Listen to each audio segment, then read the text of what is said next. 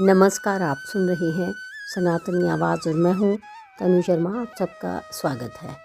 आज गुप्त नवरात्रि का चतुर्थ दिन है। गुप्त नवरात्रि का चतुर्थ दिवस माँ भुवनेश्वरी को समर्पित है। 10 महाविद्याओं में माँ भुवनेश्वरी का स्थान अत्यंत दिव्य और व्यापक है। इन्हें त्रिभुवन की अधिष्ठात्री देवी कहा गया है। ये वही शक्ति है जिनकी गोद में संपूर्ण सृष्टि स्थित है। माँ भुवनेश्वरी केवल देवी नहीं बल्कि आकाश तत्व का साक्षात स्वरूप हैं।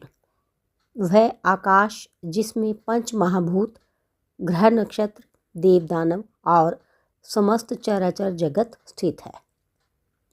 माँ भुवनेश्वरी का स्वरूप अत्यंत सौम्य और करुणामयी है। वे लाल वर्ण के आभा से युक्त हैं।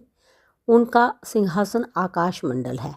4 भुजाओं में, एक हाथ में अंकुश, दूसरे में पाश, तीसरे में वर मुद्रा, चौथे में अभय मुद्रा। माँ के नेत्रों में करुणा है, मुख पर मंद मुस्कान है और मस्तक पर चंद्रमा सुशोभित है। वे भक्तों के भय, भ्रम और अहंकार को शांत कर उन्हें व्यापक चेतना प्रदान करती है। एक पौराणिक कथा के अनुसार जब सृष्टि की रचना नहीं हुई थी तब केवल अनंत शून्य और मौन था। उसी शून्य में एक दिव्य शक्ति प्रकट हुई।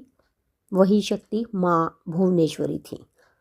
देवताओं ने पूछा, हे देवी, ये संपूर्ण जगत किस में स्थित रहेगा? माँ ने उत्तर दिया, ये सृष्टि मुझ में स्थित होगी और मैं सृष्टि में। इसी कारण उन्हें भुवन ईश्वरी कहा गया, जो समस्त लोकों की स्वामिनी है। जब देवता असुरों से पराजित होकर भयभीत हुए तब उन्होंने माँ भुवनेश्वरी की उपासना की। माँ ने उन्हें ये ज्ञान दिया कि बाहरी युद्ध से पहले आंतरिक भय और सीमाओं को जीतना आवश्यक है।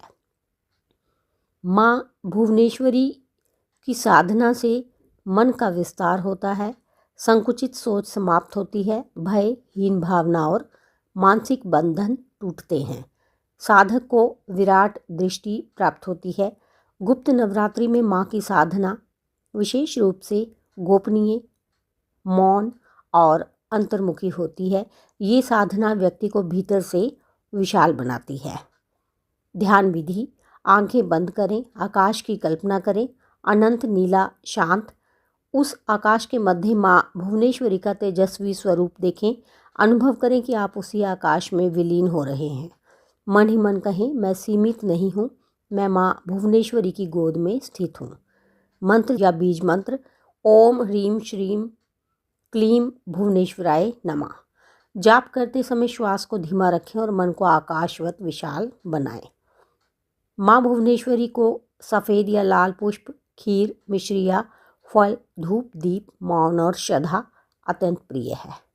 माँ की प्रार्थना: हे माँ भुवनेश्वरी, मेरे जीवन की सीमाओं को तोड़ दो, मेरे मन के आकाश को भयमुक्त कर दो, मुझे विराट दृष्टि दो ताकि मैं स्वयं को तुच्छ नहीं, आपकी संतान समझ सकूं। तो दोस्तों, गुप्त नवरात्रि का ये चतुर्थ दिवस हमें सिखाता है कि जब तक हम स्वयं को छोटा समझते हैं तब तक हम माँ की विराट कृपा को नहीं पहचान पाते। माँ भुवनेश्वरी हमें अपने आकाश में स्थान दे, यही इस दिवस की सच्ची साधना है। ओम माँ भुवनेश्वराय नमः। जय माँ भुवनेश्वरी। तो इसके साथ ही मुझे दीजिए अनुमति। फिर मिलती हूँ। धन्यवाद।